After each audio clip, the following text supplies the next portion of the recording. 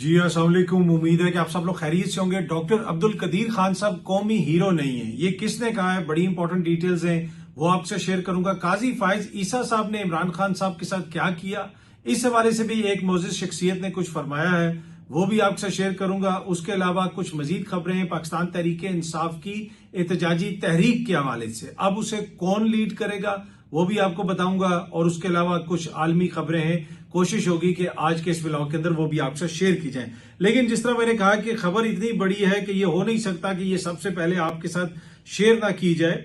ये जनाब फरमाया गया है कि डॉक्टर अब्दुल कदीर खान को हीरो नहीं कहा जा सकता। राना सनाउल्लाह साहब ने, नईम अशरफ भट्ट साहब हैं, ARY न्यूज के सीनियर सहाफी हैं, उनको इंटरव्यू देते हुए ये फरमाया है कि आप डॉक्टर अब्दुल कदीर खान साहब को कौमी हीरो नहीं कह सकते। कौमी हीरो वो हैं जो लीडर होते हैं, जिन्होंने ये एटमी धमाका करने का फैसला किया, जैसे नवाज शरीफ साहब और उससे पहले भुट्टो साहब। आप डॉक्टर कदीर खान साहब को कौमी हीरो नहीं कह सकते, और ये ARY न्यूज सामने रिपोर्ट कर रहा है, दीगर मीडिया हाउसेस भी इसको रिपोर्ट कर रहे हैं। बड़ी इंपॉर्टेंट डिस्कवरी है हमारे लिए, बड़ी इंपॉर्टेंट ये इंफॉर्मेशन है हमारे लिए कि डॉक्टर अब्दुल कदीर खान साहब जो हैं वो कौमी हीरो नहीं है। तो अब कुछ दिन पहले जो मैं आप पूरी कौम कंप्लेन कर रही थी कि जो अखबारात में इश्तिहारात छापे थे हुकूमत ने, उन इश्तिहारात में आपको बाकी सब की तस्वीरें नजर आ रही थी, लेकिन डॉक्टर कदीर खान की कोई तस्वीर नहीं थी। तो भाई अब वो कौमी हीरो है ही नहीं, तो उसकी तस्वीर क्यों लगाई जाएगी? अच्छा, राना सनाउल्लाह साहब ने एक और बात भी फरमाई है।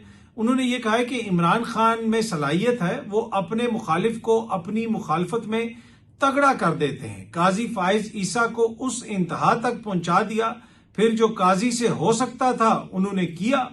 ये तो बुनियादी तौर पे वो ये कह रहे हैं कि फिर काजी फाइज ईसा साहब ने कोई बदला लिया इमरान खान साहब से। राना सनाउल्लाह साहब के बयान से तो यही अखज़ किया जा सकता है कि काजी फाइज ईसा के बारे में जो कहते थे कि वो इंसाफ का बहुत तराजू उन्होंने बराबर कर दिया और इंसाफ करके वो गए हैं, लेकिन अब राना साहब कह रहे हैं कि क्योंकि इमरान खान साहब ने उनकी मुखालफत की थी, और इमरान खान जिसकी मुखालफत करता है वो बड़ा तगड़ा हो जाता है, तो लिहाजा फिर काजी फाइज ईसा से जो बन सकता था वो करके गए हैं। इससे आप अंदाजा लगा लें कि जो बल्ले का निशान है, दीगर जो मामलात हैं, उसमें जो काजी फाइज ईसा का किरदार है, उसके ऊपर फिर आप क्या राय कायम करें। क्या ये गवाही है काजी फाइज ईसा के खिलाफ के जनाब वो फिर इमरान खान साहब से कोई बदला लेके गया है?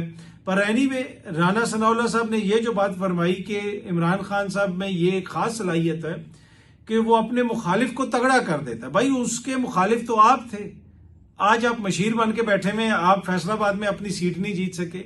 उसके मुखालिफ तो आप सारी जमातें थी, क्या आप सारी जमातें उसके मुकाबले में सियासी तौर पे आप लोग तगड़े हो गए हैं? हालत यह है कि आप सब मिल के भी उससे इलेक्शन नहीं जीत सकते, और बगैर इंतखाबी निशान के, यानी काजी से जो बन सकता था वो करके गया, लेकिन उसके बावजूद उसकी सबसे ज्यादा सीटें आप लोगों को कोalition हुकूमत बनानी पड़ी, और जिस तरीके से सीटें इधर उधर हुई वो भी एक अलग बहस है, मैं उस बहस में नहीं जाना चाहता। लेकिन जनाब इमरान खान साहब ने तो जिससे भी मुखालफत की, सियासी मुखालफत की, उसकी इस वक्त जो हालत है वो पूरी कौम के सामने। हफीजुल्लाह नियाजी साहब कह रहे हैं कि चलती फिरती सियासी लाश है इस वक्त नवाज शरीफ साहब, वो जरदारी, वो मुफाहमत का बादशाह, वो सियासत का PhD, उसकी अभी हालत क्या है वो पूरी कौम के सामने है। वो किन के वोटों के ऊपर सदर बने हुए हैं, सेनेट कंप्लीट नहीं है, खैबर पख्तूनख्वा से सेनेट का इलेक्शन नहीं हुआ, तो इमरान खान साहब ने तो जिससे मुखालफत की है, सियासी तौर पे सियासी मुकाबला किया है, उनकी जो इस वक्त सियासी हालत है वो तो पूरी कौम के सामने है, और वो काबिल रहम है। अच्छा, इमरान खान साहब के हवाले से नजम सेठी साहब ने भी कहा है कि इमरान खान नवाज शरीफ नहीं है जो बाहर जाके चुप करके बैठ जाते, वो नवाज शरीफ थे जो महलात में खामोशी से बैठे रहे। इमरान खान ने तो नानी याद दिला देनी थी। अच्छा, मैंने पहले भी आपको कहा कि इमरान खान साहब को बाहर जाने की ऑफर तो हुई है, और लेकिन उन्होंने एक्सेप्ट नहीं की। वो बाहर कहते मैं नहीं जाऊंगा, वो तो तब भी लंदन नहीं गए जब वो वजीर आजम थे। वैसे अगर इमरान खान साहब यूरोप में बैठे होते तो आप देखते कि फिर जनाब क्या क्या वहां पे होना था। नवाज शरीफ साहब जब लंदन में बैठे हुए थे, आलमी मीडिया उनको अप्रोच करता रहा। ये मैं आपको किसी सुनी सुनाई बात पे नहीं कह रहा, मैं फर्स्ट हैंड एक्सपीरियंस आपको बता रहा हूँ, फर्स्ट हैंड नॉलेज आपको बता रहा हूँ कि एक बड़े बैनुल कौमी नशरियाती इदारे में एक सहाफी ने तो मुझे भी कहा कि यार हम बार बार रिक्वेस्ट कर रहे हैं मियाँ साहब से हमारा इंटरव्यू करवा दो। वो मियाँ साहब ने किसी को इंटरव्यू नहीं दिया वहां पे, किसी गैर मुल्की इदारे को। वही जो जिस तरह वो देते थे इंटरव्यू वगैरह, जिनको देते थे और जिस तरह जो कुछ होता था वो हमें पता है। लेकिन अगर आप इमेजिन करें, अगर इमरान खान लंदन में बैठा हो, रोज इमरान खान बीबीसी के ऊपर हो, रोज इमरान खान CNN के ऊपर हो। इमरान खान जो जलसा करे लंदन में, मैं आपको बड़ी जिम्मेदारी से कह रहा हूं, let me repeat this again, Imran Khan जो लंदन में जलसा करे वो इनके लाहौर के जलसे से बड़ा होगा। मैं आपको आज ये बड़ी जिम्मेदारी से कह रहा हूं, आज इमरान खान लंदन जाए तो उसका लंदन का जलसा जो है वो इनके लाहौर के जलसे से बड़ा होगा। वेम्बले स्टेडियम में अगर वो जलसा करे तो पूरा वहां पे आप देखेंगे कितने हजारों लोग आएंगे। तो बात तो ठीक कह रहे हैं नजम सेठी साहब, इमरान खान ने तो इनको नानी याद दिला देनी थी। अगर वो लंदन में बैठा होता, वो जाके किसी फ्लैट में या महल में चुप करके तो नहीं बैठ जाएगा। तो वो तो बात उनकी इस हद तक तो बिल्कुल दुरुस्त है। अच्छा जी, हुकूमत के इत्तेहादी जो है हुकूमती फार्मूले के तहत, आसिफ जरदारी के फार्मूले के तहत जो बलोचिस्तान से सेनेटर बन के आए हैं, एमल वली खान साहब जो चेयरमैन PTA के दोस्त हैं, दोस्त मैं इसलिए कह रहा हूं कि वो उनसे मिलने गए थे, फिर वो उनसे मिलने गए थे तो वो अब उनकी राजीनामा हो गया, तो अच्छी बात है। पर एनीवे, एमल वली खान साहब ने जनाब सेनेटर मुश्ताक की गिरफ्तारी के ऊपर एक ट्वीट किया है और फरमाया है, बहसियत सियासी वर्कर में दफा 144 जैसे काले कानून का सियासतदानों के खिलाफ इस्तेमाल सख्ती से मुस्तरद करता हूं। आपको पता है कि इस वक्त जो इनके सियासी मुखालफीन हैं उनके ऊपर कितने दफा 144 के मुकदमात हैं। तहरीक इंसाफ की क्यादत में किस किस के ऊपर दफा 144 के मुकदमात हैं। जिधर उनकी गाड़ी जाती थी लगता था कि दफा 144 साथ साथ जाती है, लेकिन एमल वली खान साहब इसको बड़ी सख्ती से इसको मुस्तरद करते हैं और सेनेटर मुश्ताक और दीगर की रिहाई का उन्होंने मुतालबा भी किया। अच्छी बात है, लेकिन इनके जो इत्तेहादी कर रहे हैं दफा 144 का जिस तरीके से नफाज किया गया गुज़िश्ता 2-3 सालों के दौरान, वो तो पूरी कौम ने देखा। और अब अगेन ईद के मौके के ऊपर पंजाब में फिर 100 दफा 144 लगा दी गई है। ये सामने अब देखें, पंजाब में दफा 144 नाफिज करने का नोटिफिकेशन जारी, जंग न्यूज रिपोर्ट कर रहा है। महकमा दाखिला पंजाब ने ईद उल अजहा के मौके पर सुबह भर में दफा 144 नाफिज करने का नोटिफिकेशन जारी कर दिया। लाहौर से जारी नोटिफिकेशन के मुताबिक दफा 144 का इतलाक जुमेरात 5 जून से बुध 11 जून तक रहेगा। तो जनाब एक दफा फिर दफा 144 लग गई है। अच्छा जी, अरशद नदीम साहब ने एशियन एथलेटिक्स चैंपियनशिप में दोबारा गोल्ड मेडल जीता है। तो अरशद नदीम साहब जो जेवलिन थ्रो करते हैं उसमें उन्होंने गोल्ड मेडल जीता है, तो उनको और पूरी कौम को बहुत बहुत मुबारक हो। बिटकॉइन के हवाले से IMF ने तशवीश का इजहार किया। वो जो बिटकॉइन जो पाकिस्तान में अभी लीगल ही नहीं है, क्रिप्टो करेंसी पाकिस्तान के अंदर अभी उसकी जो उसमें जो डीलिंग है वो इलीगल है। क्रिप्टो करेंसी की कोई कानूनी हैसियत नहीं है पाकिस्तान के अंदर। ये स्टेट बैंक ने उस दिन बताया पार्लियामेंट को और 7 वजारते खजाना ने बताया कमेटी को। लेकिन दूसरी तरफ बिटकॉइन हम पूरी दुनिया को बता रहे हैं, बिटकॉइन। अब बिटकॉइन के हवाले से IMF ने कहा है कि बिटकॉइन माइनिंग और आर्टिफिशियल इंटेलिजेंस को बिजली फराहम करने के फैसले पर IMF का इज़हार तशवीश। वो कह रहे हैं कि भाई ये क्या हो रहा है, कैसे आप फराहम करेंगे, कैसे सस्ती फराहम करेंगे। बाकी जिनको सस्ती कहा गया था उनको कितनी मिली है वो आपके भी सामने और मेरे भी सामने है। अच्छा जी, कल गालबन समड़ियाल में इलेक्शन है और अब तक की जो वहां से खबरें आ रही हैं, पाकिस्तान तहरीक इंसाफ के हवाले से कहा जा रहा है कि वो आसानी से जीत जाएंगे। बाकी ये मरियम नवाज का भी बहुत बड़ा टेस्ट है, वो उनकी जो बयानिए की अभी बहुत बड़ा टेस्ट होगा ये। और वो जो कह रही हैं कि पंजाब के अंदर उनकी बहुत ज्यादा मकबूलियत हो गई है और ये और वो।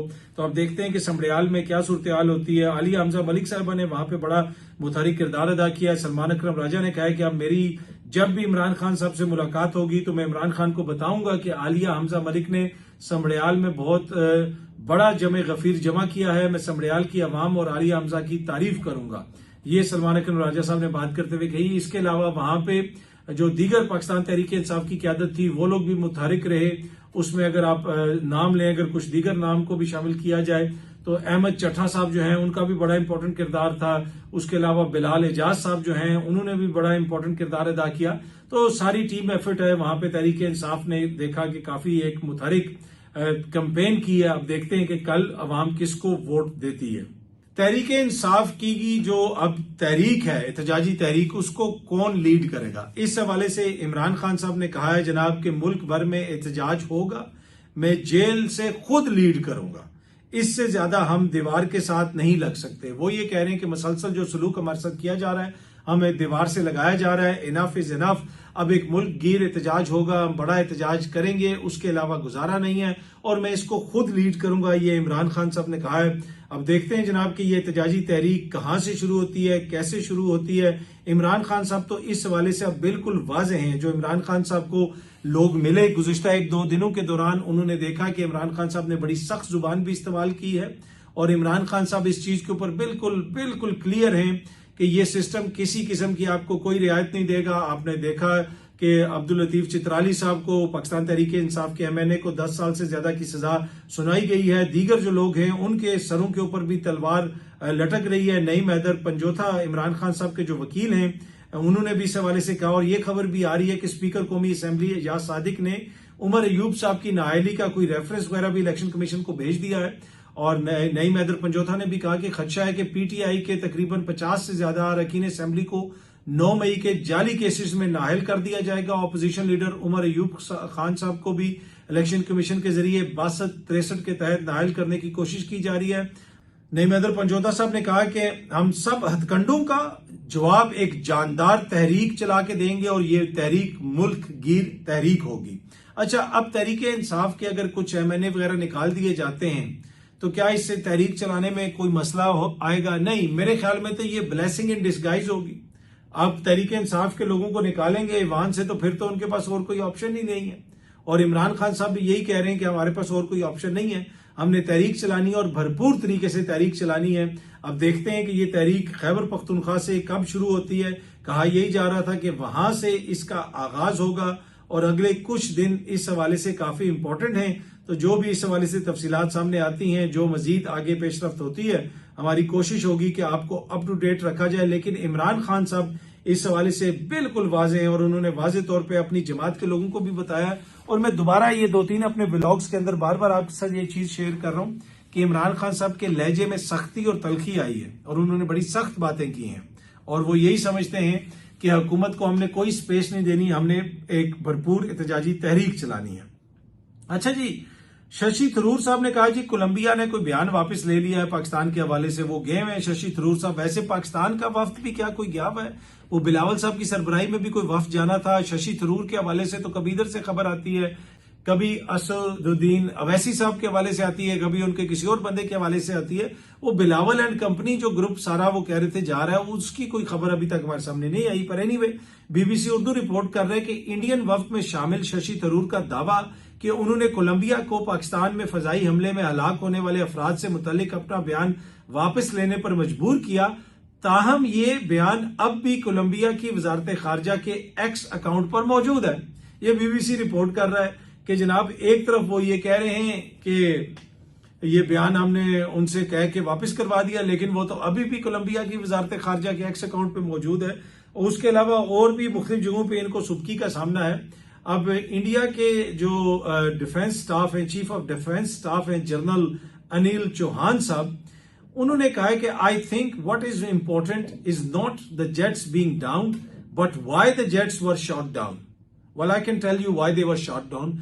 मैं आपको ये बता सकता हूँ जनरल साहब, and it is very important कि वो गिरे कैसे हैं, वो क्यों गिरे हैं। तो अब वो उनसे वो एक एंकर पूछ रही थी और वो कभी जनरल साहब इधर चले जाते थे, कभी जनरल साहब उधर चले जाते थे। वो मतलब आगे से दानिशवरियां करते रहे, पर एक तरह से उन्होंने इतराफ कर लिया कि हमारे त्यारे गिरे हैं। उन्होंने कहा I think what is important is not the jets being down, it is very important जी जो जेट्स गिरे हैं। How can you say that is not important? आपने तो कहा था कि राफेल आ जाएगा, ये हो जाएगा। मेरे ख्याल में जनरल साहब, what is important that you must learn from your mistakes and try not to do something which you are not good at. ठीक है कि नहीं? आपने पहले भी हरकत की थी और आपको आगे से मार पड़ी थी, आप दोबारा आपने वही हरकत की है। If you are not good at something, why try again and again? और फिर आगे से वो सुबकी होती है और वो आगे से वो दानिशवरियां करते रहे जनरल साहब। Top Indian defence official admits for the first time losing fighter jets in May, जो क्लैशेस विद पाकिस्तान। उसके अलावा BBC भी इसको रिपोर्ट कर रहा है कि इंडिया के chief of defence staff Anil Chauhan ने पाकिस्तान की जानिब से तैयारे गिराए जाने के दावों पर पहली मरतबा जवाब देते हुए कहा है कि अहम बात यह नहीं है कि तैयारे गिराए गए, बल्कि ये है कि वो क्यों गिराए गए। जनरल साहब, ये क्यों मैंने आपको पहले बताया, मैं आपको उर्दू में बता दूं। वो क्यों इसलिए गिराए गए कि आपने जो है पंगा लिया था और आगे से वो गिरा दिए गए। वो इसलिए गिराए गए कि आपने पाकिस्तान पे हमला किया, आप दोबारा करेंगे, दोबारा गिराए जाएंगे। ये इंपॉर्टेंट चीज है ये समझने वाली। क्या गलतियां हुई ये बातें अहम है, नंबर अहम नहीं होते। कितने त्यारे गिरे, उन्होंने कहा ये नंबर अहम नहीं होते, ये नंबर बड़ा अहम है, ये आपके इधर लगा हुआ है, आपको ये नंबर याद रहेगा, ये बड़ा अहम है। और मेरे ख्याल में अहम बात ये है, जो समझने वाली बात है, सबसे अहम बात है, the most important thing is that you must not try this again. आप दोबारा आप ये कभी कोशिश ना करें, और अगर आप ये कोशिश करेंगे तो फिर आपको इसी किस्म के हालात का सामना करना पड़ेगा, और आपसे कोई सवाल पूछा जाएगा और आप दौड़ के इधर जाएंगे, दौड़ के उधर जाएंगे, और सही जवाब आपके पास नहीं होगा। बाकी ऑपरेशन संदूर मोदी तो कहता है कि जारी है, और मोदी साहब जो फरमा रहे हैं, और यकीन करें कि इनकी जितनी हजीमत का इनको सामना है, जिधर जाते हैं मुल्क के अंदर बाहर, जिधर जाते हैं लोग इनसे पूछते हैं, तो ये कुछ ना कुछ भोंडी हरकत करने की कोशिश तो करेंगे। अब देखते हैं कि आने वाले कुछ दिनों के दौरान, या कुछ हफ्तों के दौरान, या कुछ महीनों के दौरान इनका क्या रद्द-ए-अमल आता है। लॉन्ग टर्म प्लानिंग तो ये कर रहे हैं, पाकिस्तान का पानी भी रोकना चाहते हैं। क्रूशल अगले कुछ मंथ्स हैं अहेड, हमने भी अपना मुकदमा दुनिया के सामने रखना है, वो भी अपना मुकदमा दुनिया के सामने रख रहे हैं। तो देखते हैं जनाब आगे क्या होता है। बहुत जल्दी आप सब दोस्तों से दोबारा मुलाकात होगी। Thank you very much.